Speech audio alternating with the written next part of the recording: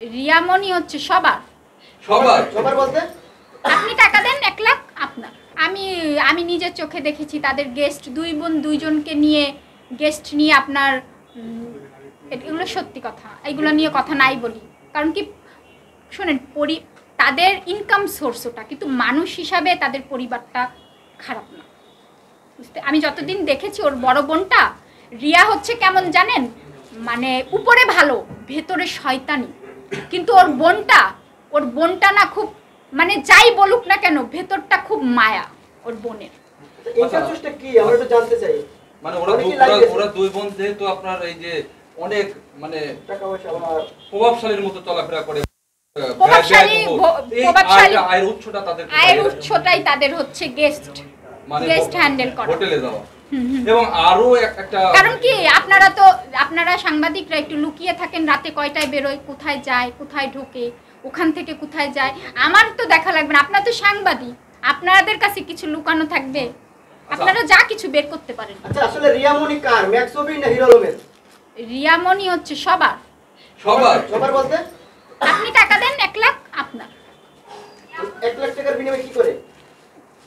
এই সব টপিক বাদ দেন, এখন আমাদের টপিক হচ্ছে কোনটা বলেন তো, যে হিরো আলম হচ্ছে সুইসাইডের নাটক করেছে, ড্রামা করেছে। এটার কারণটা কি বলেন? এটার কারণ হচ্ছে আমার মামলাটা উঠানো, কারণ আমি তার প্রতি খুবই দুর্বল। সে মরতে চাচ্ছে, এগুলো দেখে আমি মামলাটা উঠিয়ে নেব, কিন্তু এটা আমি করব না। আচ্ছা, ওইদিনকে যে হঠাৎ করে হিরো আলম ওষুধ খেলো, অনেকে বলছে আসলে সুইসাইড করতে পারে। 4টা ওষুধ খেয়ে মানুষ ঘুমায়, আমাকে এখন একটা খাইয়ে দেন। আমি তো ওই যে আছে না আপনার মোনাস, আমার তো অ্যাজমার প্রবলেম আছে, ওই খেলেই তো আমি ঘুমায় পড়ি। আচ্ছা, এর কারণটা কি আসলে? এটা কি ধরনের নাটক? এটা হচ্ছে নাটকটা কি আসলে দেখেন, রিয়ামণি সম্পর্কে সব কিছু খোলসা কে করেছে? হিরো আলম, রাইট? হিরো আলম খোলসা করেছে সব কিছু। কি বাদ আছে ওদের জীবন? ওর বাবা গরু বেচে না, মানে যা আজ পর্যন্ত যা করেছে সব কে করেছে? একটা মানুষ, সেটা হচ্ছে হিরো আলম। এখন সেই হিরো আলম আবার রিয়ামণি এক হবে, পাবলিক তো আগেই ওদেরকে ভুয়া বলতো, এখন কি করবে? ওদের তো গণপিটুনি দেবে, সেটা থেকে বাঁচতে হবে না? এই জন্য একটা ইমোশনাল ড্রামা, তার সাথে মিথিলারটা অ্যাড করে। মিথিলা তো এমনি আলমের জন্য পাগল, আলমের সাথে একটা বিয়ে পড়ায় দিই, পরে ডিভোর্স করায় ফেলবো, প্রবলেম কোথায়? কিন্তু ধর্ষণ মামলা থেকে তো জেল খাটা লাগবে। আচ্ছা, ম্যাক্সবকে যেদিন মারা হলো, রিয়ামণি কিন্তু অনেকের সামনে কান্নাকাটি করে দিয়েছে। আসলে রিয়ামণি আমরা আজকে আমাদের টপিক হচ্ছে হিরো আলমের সুইসাইড ড্রামা। জি আপু, এখন ওই বিষয়ে আমরা কথা বলবো। বলেন যে আসলে আপনারা যেহেতু দুইজন ছুটে গেছেন ঢাকা থেকে, ভালোবাসি, সে আমার মামলার আসামি, তাকে ভালোবাসি। সে যখন, আমি তো ইমোশনালি ছুটে গেছি, কিন্তু এটা আমার যাওয়াটা উচিত হয়নি। হ্যাঁ, একটু জানতেই চাই আপনারা যাওয়ার পরে ওখানে কি দৃশ্য দেখেছেন? যে দেখে উনি নাটক ছিল। হ্যাঁ, পুরো নাটক।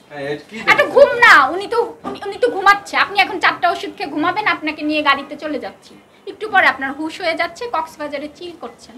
মানে আমরা দেখেছি তার গায়ে স্যালাইন পুশ করা হয়েছে। স্যালাইন তো ওই সময় আমি খুলে দিয়েছি, আমি নিজে খুলেছি, বাইরে এসে ওই যে ক্যানোলাটাও আমি খুলে দিয়েছি, আর স্যালাইন ট্যালাইন তো কিছু লাগেনি। এখন 4টা ঘুমের ওষুধ খেলে একটা, যখন ঘুম ভাঙে একটা দুর্বলতা থাকে, আবার ঘুম আসে বারবার, এটাই। আপনার তখন কি মনে হয়েছে তাকে দেখে? আমি প্রথমে পাগলের মতো ছিলাম, যখন আস্তে আস্তে আমি কক্সবাজার যাচ্ছি, আস্তে আস্তে আমি বুঝতে পারছি এটা ড্রামা। তারা তো বলছেই, তারা তো নিজের মুখেই বলছে সব। তারপর ওই যে আপনাদের ইন্টারভিউ দিয়েছি, এটা ধামাচাপা দেওয়ার জন্য ওই ঘোষণা দিয়েছে সে হচ্ছে নির্বাচন করবে। আসলে নির্বাচন করবে না।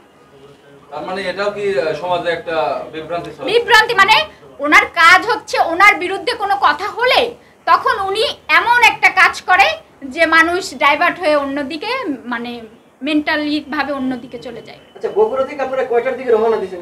আমি অত টাইম আমার মনে নেই। গিয়েছি, ওনাকে রিলিজ করায় নিয়ে চলে এসেছি পথে। ভাই ওই সময় কয়টা কি এগুলো আমার মাথায় ছিল। কক্সবাজার যাবেন, আপনি কি এই বিষয়ে কিছু জানতেন না? না, এটা পুরো রাস্তায় ঠিক হয়েছে। আমরা দেখেছি গাড়ির ভিতর আপনি কান্নাকাটি করেছেন কেন? তখন তো সে ওই অবস্থা, ভালোবাসার মানুষ যদি দেখি সুইসাইড করছে, কান্নাকাটি করব না? আপনি কি তখন জানতেন না যে এটা কোনো ধরনের? না, আমি তখন বুঝতে পারিনি, কিন্তু পরে আমি পথে বুঝেছি আস্তে আস্তে যে এটা নাটক। তো তারা নিজেই আমার সামনে বলছে, বারবার রিয়াকে বলছে, দেখো তোমাকে আমি খারাপ বানিয়েছি, আমি কিন্তু আবার ভালো করে দিলাম, বুঝতে পেরেছো? এখন পাবলিক কি কমেন্ট করছে দেখো। আচ্ছা, কক্সবাজার যাওয়ার পরে যখন হিরো আলম সুস্থ হলেন তখন আপনারা কে চিলমুড়ে বেশি ছিলেন? আপনি বেশি খুশি হয়েছেন না হিরো আলম? আরে সিলমুট করব কিভাবে? ওখানে তো আমার ভিডিও দেখিয়ে দেখিয়ে আমাকে পিটাচ্ছে। ও রিয়ামণি আবার বলে, মানে আমি খবর পেলাম একজনকে বলেছে, এই মাজায় লাথি, এখানে চর, এগুলো আবার দাগ হয়, ওরকম মারবে আমাকে? সে হচ্ছে আসামি। আমাকে যে সে গায়ে হাত দেয়, আপনারা ওই হসপিটাল বলছি, ওই যে থানা আছে না, হাতিঝিল থানা, পুলিশের সামনে সে আমার জুতা পিটা করেছে। কে করেছে জুতা পিটা? হিরো আলম। আচ্ছা, আপনি বলেন হিরো আলম আপনাকে অনেক ভালোবাসে, সেক্ষেত্রে আবার কেন মারধর করে? ওটা হচ্ছে ভালোবাসার মার, অধিকার থেকে। মানে ওই মারটা আমি মানে সে আমাকে ভালোবাসে বিধায় তো তার অধিকার আছে যে আমি কিছু ভুল করলে এসে মার দিতে পারে। ওটা আমি ভালোবাসা হিসাবে নিই। আপনার কাছে মনে হয় কি হিরো আলম আপনাকে বেশি ভালোবাসে না রিয়ামণিকে? রিয়ামণিকেই তো মনে হচ্ছে, সবাই তো দেখছে। আমাকে সে সম্মান করে, কারণ সে যাই বলুক তার এইখানটায় যে মিথিলা একটা ভালো মেয়ে, এটা আসে। মিথিলাকে দালাল বলেছে রিয়ামণি, কেন? ওটা বলছিল যে ওর সাথে ঘুরতাম না, আমি তো অনেক কিছু জানতাম, তাই ওকে আমি স্বীকার করতাম না কেন। তখন ও তো রেগে গেলে অনেক কিছু বলে, বুঝতে পেরেছেন? সেই কথাটাই তো আমি প্রকাশ করে দিলাম।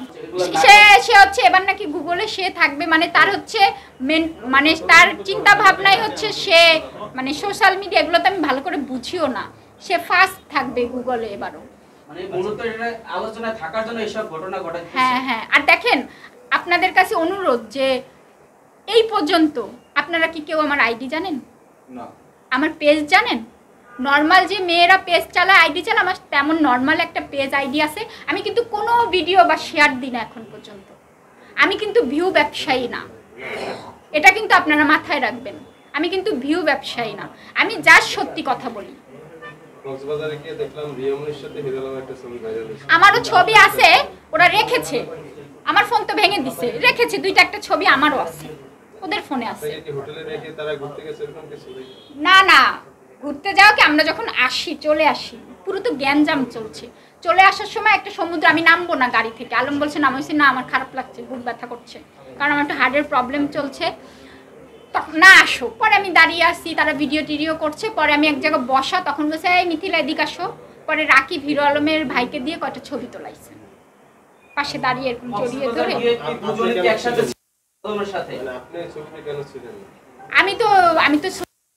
আমি তো তার সাথে, আমি তো তার নায়িকা না যে আমি ভিডিও করে করে আপলোড করব।